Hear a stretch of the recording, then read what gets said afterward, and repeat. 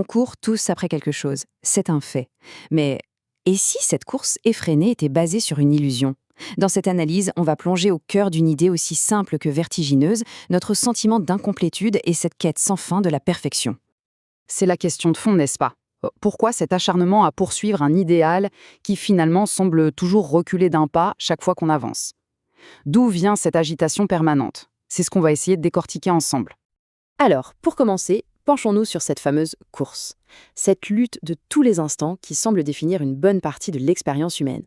Et si la clé de toute cette agitation n'était pas à l'extérieur, mais bien à l'intérieur de nous?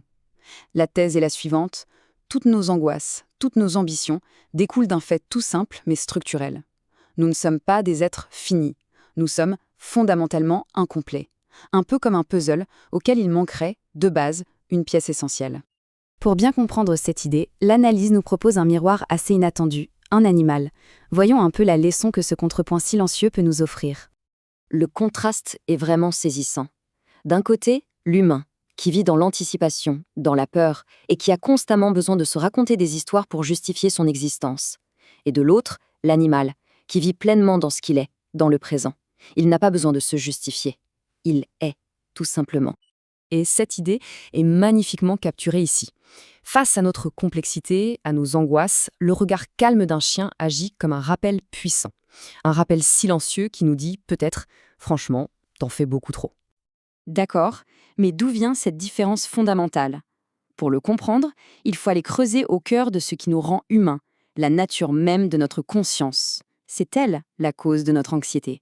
Voilà le grand paradoxe humain. Notre capacité à penser à nous-mêmes, à nous projeter dans le futur, c'est ce qui nous a permis de construire des civilisations, mais en même temps, c'est ce qui nous arrache au présent et qui nourrit notre anxiété. C'est à la fois notre plus grand atout et notre plus lourd fardeau. Pour rendre ça très concret, prenons un besoin fondamental, la faim par exemple. Et voilà, tout est là.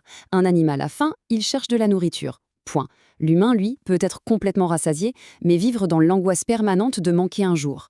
On n'habite pas le besoin, on habite la peur du besoin. C'est une différence absolument fondamentale. Ce qu'il faut bien comprendre, c'est que cette incomplétude n'est pas un bug à corriger. Non, c'est notre configuration de base, si on veut. On est des êtres en construction permanente.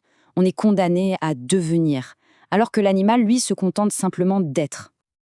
Alors, comment on gère ce sentiment de vide permanent?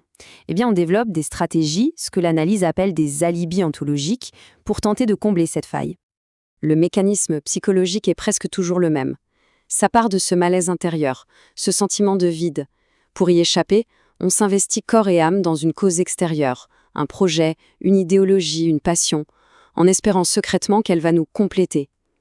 Mais comme le problème est structurel, la quête est sans fin. Et le sentiment d'incomplétude finit toujours par revenir.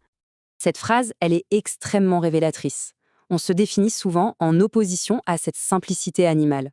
C'est une façon de se rassurer, de se dire que notre agitation a une valeur, alors qu'au fond, on en vit peut-être secrètement cette paix d'un être qui n'a absolument rien à prouver pour exister.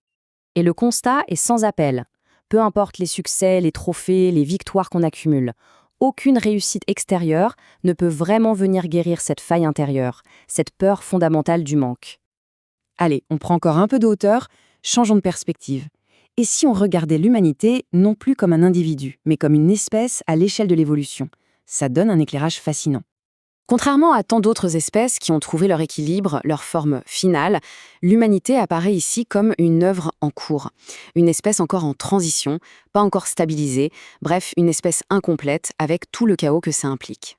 Et cette nature inachevée, eh bien, elle explique beaucoup de choses. Elle explique notre incroyable capacité au meilleur comme au pire. Cette oscillation permanente entre la création la plus sublime et la destruction la plus insensée, c'est la marque de fabrique de notre état transitoire. On arrive maintenant à la conclusion de cette réflexion. Et si, au lieu de voir cette incomplétude comme un problème à résoudre, on la voyait comme toute autre chose? Au final, notre course à la perfection n'est peut-être pas une si noble aspiration vers le haut. C'est bien plus souvent une fuite en avant, une stratégie souvent inconsciente pour ne pas affronter le vertige de notre propre vide intérieur. C'est la grande leçon silencieuse du monde naturel.